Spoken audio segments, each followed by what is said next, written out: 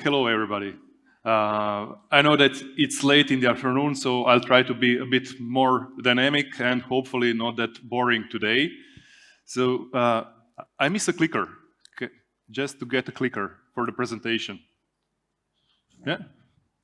Ah, here it is. Perfect. So my name is Matija Žulj. I'm founder and CEO at Agrivi.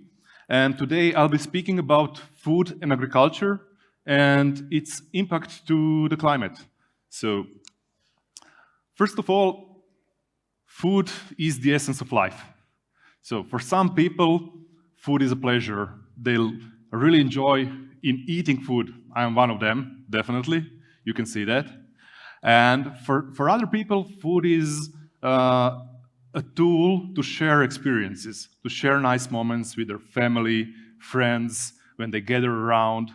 For others, it is an art. It is their job, art. They live from that.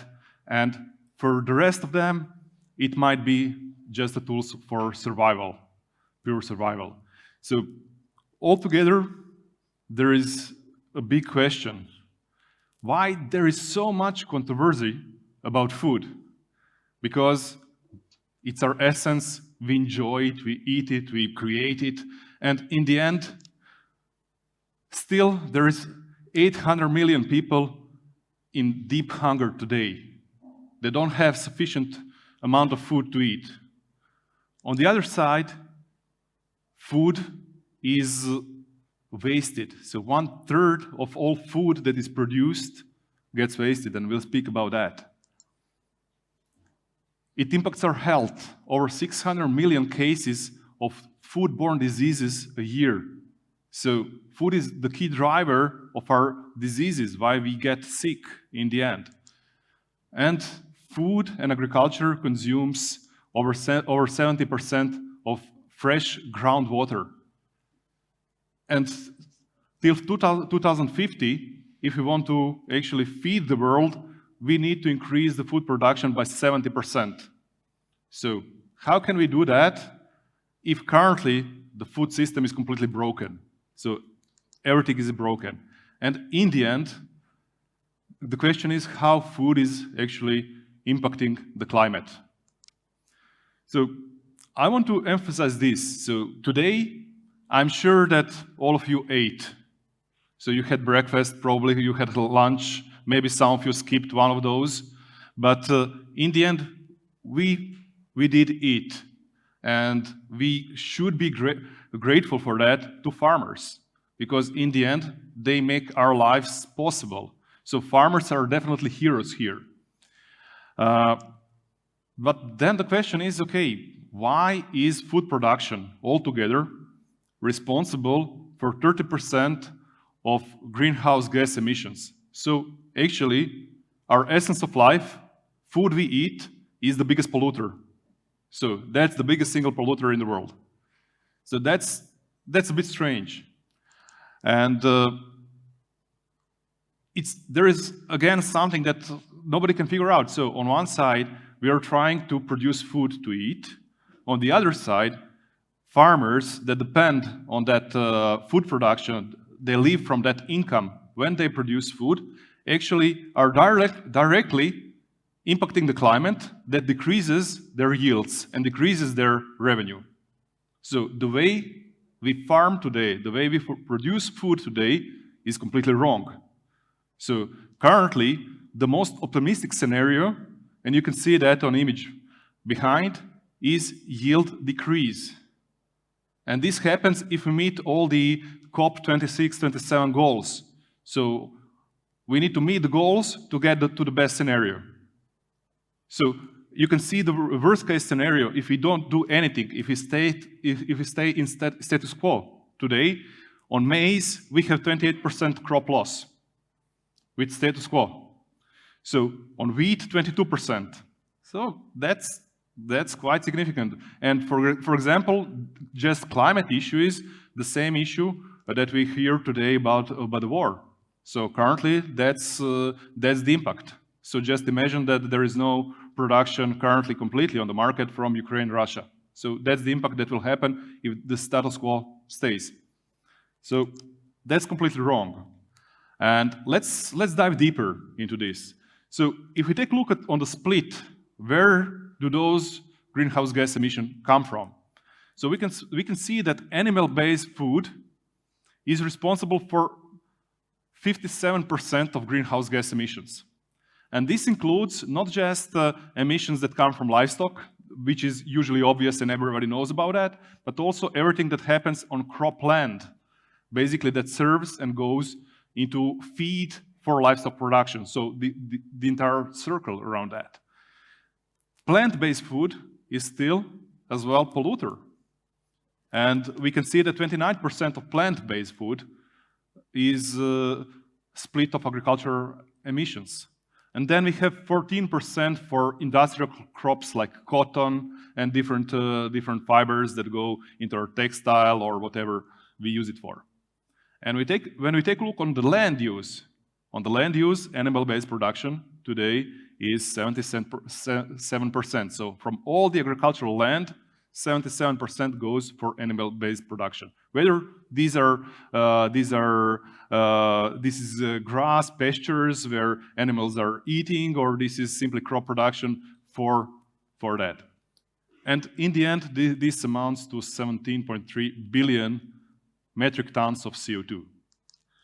Let's dive deeper, because always it is imaginary. How this happens? So where do those emissions come from? So this is just a small snapshot. I will not dive that deeper into that.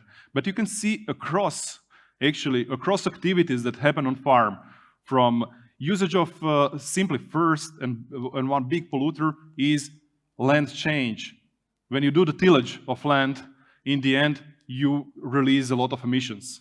So moving towards regenerative agriculture, different practices, is a step forward, how we can actually become completely positive contributor to climate. Actually, we can save and store carbon in soils as well if we just change practices.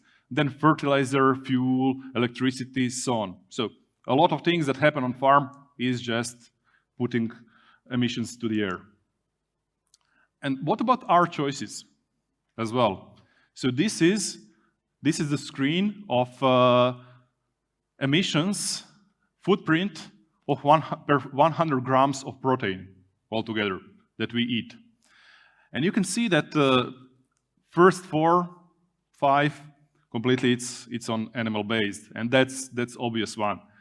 And what you can see as you go down to the bottom, for example, nuts are completely positive. So they contribute, they store carbon, so they mitigate what happens with everything we eat.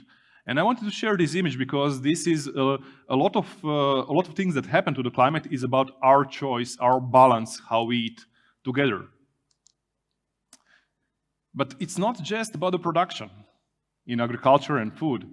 It is a lot about actually waste that happens across all that line, simply from growing crops, harvesting them, to the other chains, and we'll see the split as well. So 1/3 of all food that gets produced. So we have 800 million people that are hungry, and we are wasting more food than China or India produce.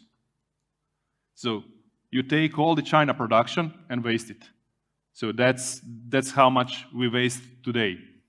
And yeah, that is again, all that food wasting is generating also emissions, and that's a footprint of 3.3 billion tons of carbon.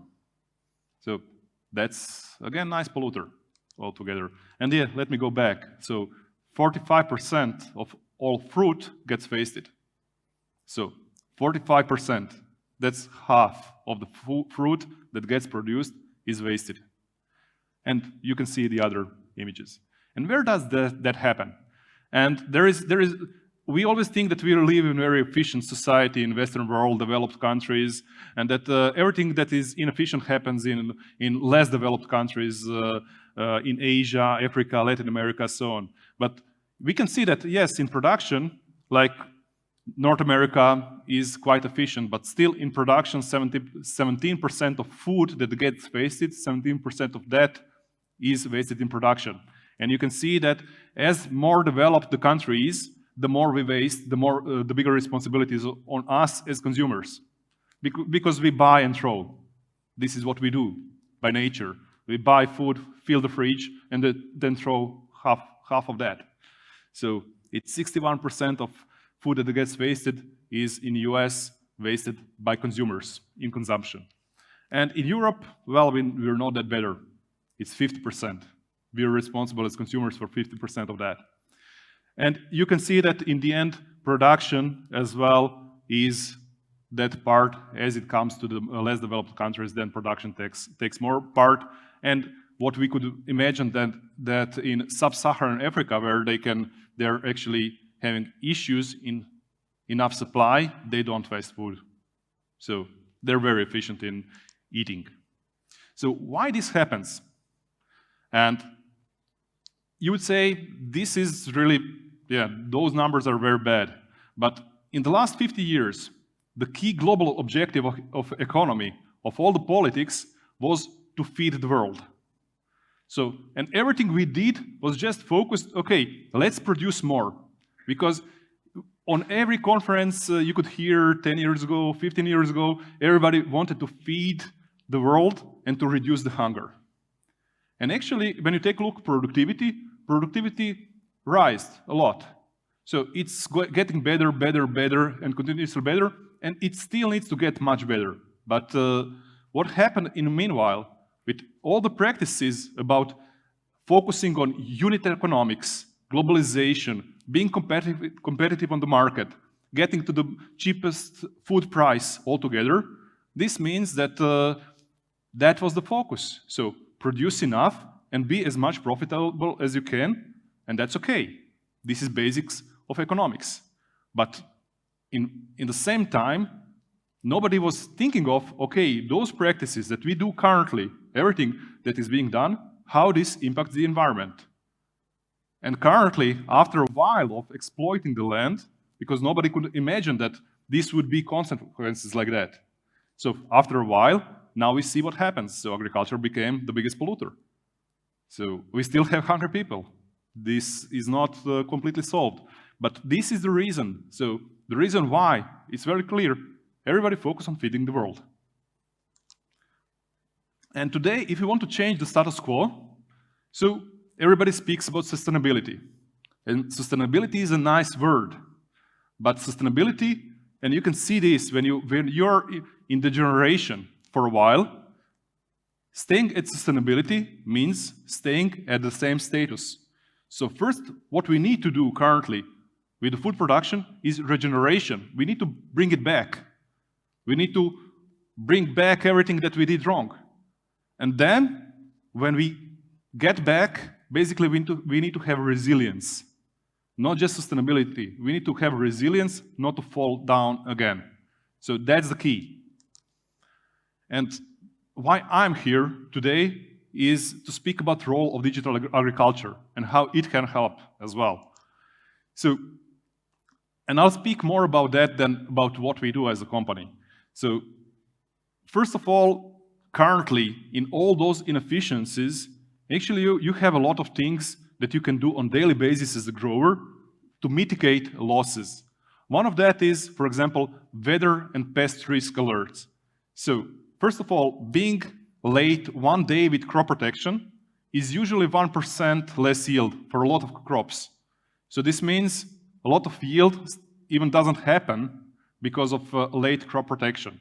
It doesn't matter whether it is currently conventional or organic, it's better if it's organic, but it gets wasted. That's first. The second one is, so if you get a lot of pests and diseases, you usually get what we call ugly food, which nobody of us wants to buy. We want to buy very straight carrots. If they're a bit curvy, we don't buy them. I need to spend more time simply in preparing them. If we see apple that has some marks, well, we don't buy that still. No matter what's the nutrition inside, it's not nice. So, and it gets wasted. It gets wasted and it doesn't get sold. So that is the wastage of food. So what we do is we try to support decision making simply to secure that when you produce high quality. So this is how digitalization can help with very simple decision making. Example of the precision agriculture as well. So a lot of emissions come simply from nitrogen use in fertilizers. And as well, what happened today, so usually traditional method of fertilizing was, okay, I have a field and I need to fertilize. And you ask agronomists and they say you fertilize that much kilos per hectare or tons per hectare. And you just spread it around. No matter whether some parts of the field even need fertilizer, don't need fertilizer. And the role of precision agriculture is to change that.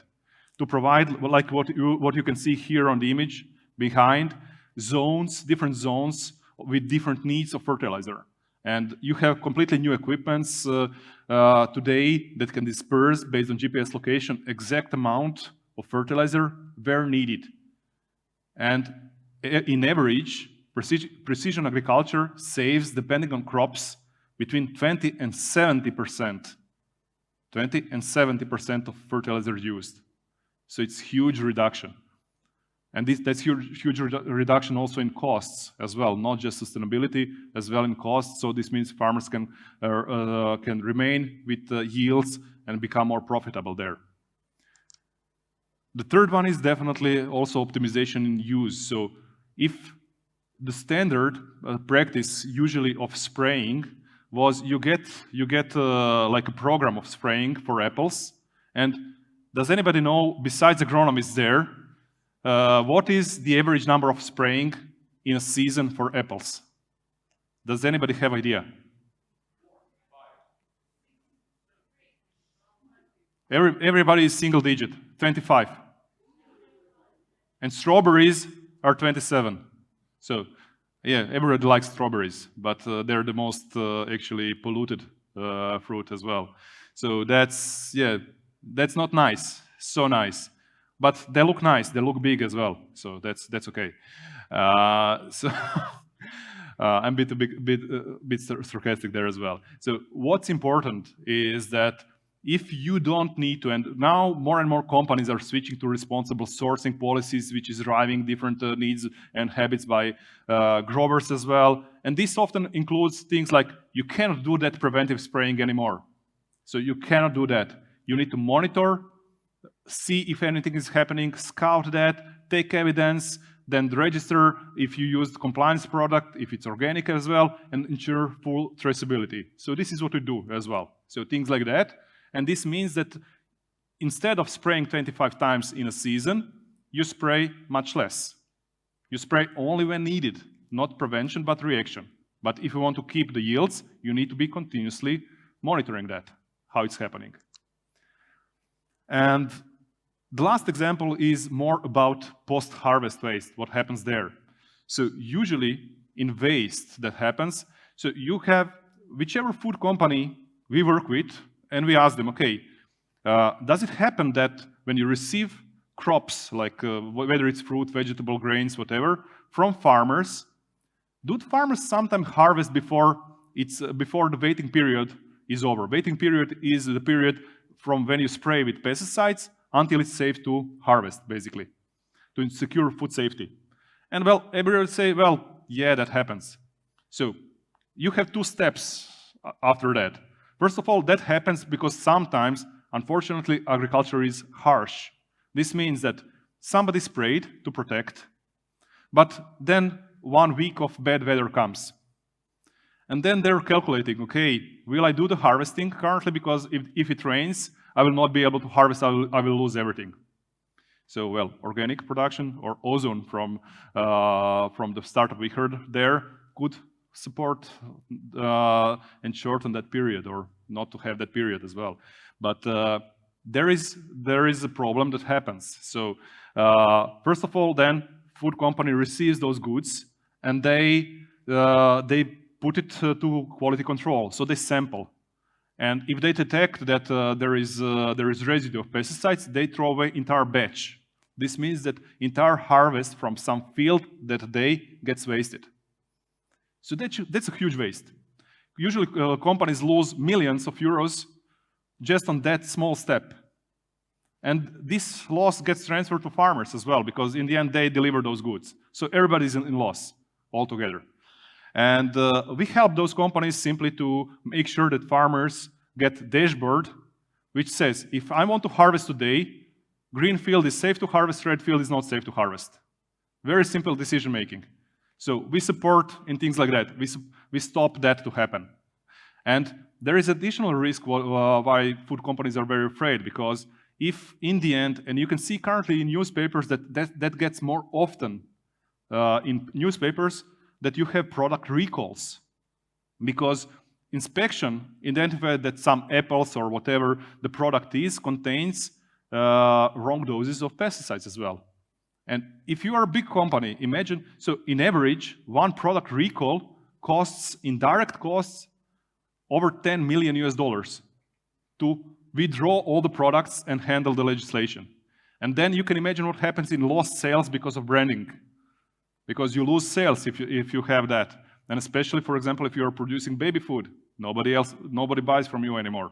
So that's a challenge. And this is why food companies are strong actually in pushing digitalization and technologies to prevent that to happen. As a company, we do things like that. So we provide digital agriculture solutions to growers directly, to food companies that work with growers, to different kind of agronomic advisors, and we support them. We work today with companies like Nestle, with their baby food factories. We work with companies like Driscoll's, they are the biggest berry grower in the world. Companies like McCormick, probably some of you heard about their spices, they're the biggest spice producer in the world altogether. And we have customer base more or less across the supply chain completely, from growers, from import manufacturers to food companies, but we focus completely on farmers. So we are completely farmer-centric. And the last one, for example, Beam Sontry, I'm sure that some of you might like tequila. So Tequila Sauza is our client, and 10,000 hectares of agave farm in Mexico is being managed by our product as well. So we are proud that as a company, we are a completely impact-driven company. And but with what we do, we directly impact over 12 Sustainable Development Goals. So this means that if you're looking for a change, we need good people. So that's one. And the last thing, to close the presentation, what I would like to transfer the message, the change starts from us. So you saw how much food waste gets there in consumption. But in the end, so as consumers, we are the most powerful in a chain.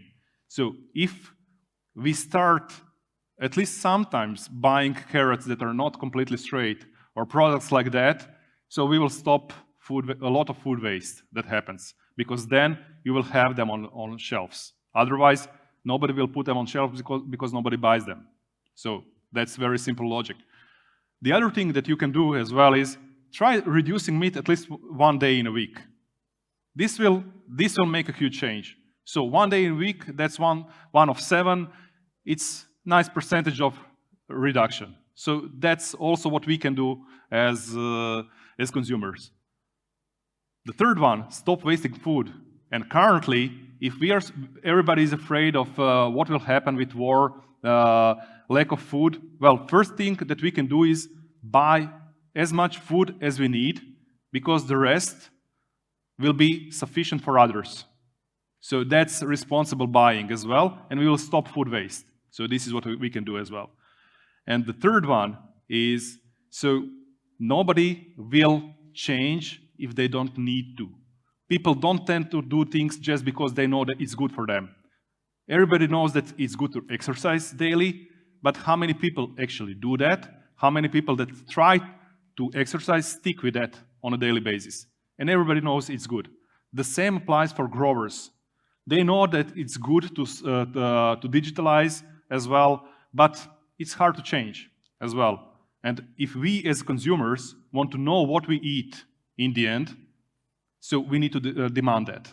And then we will get everything. And by getting that, we will stop a lot of climate change, we will stop a lot of food waste, and we will make sure that food we eat is healthy. Thank you.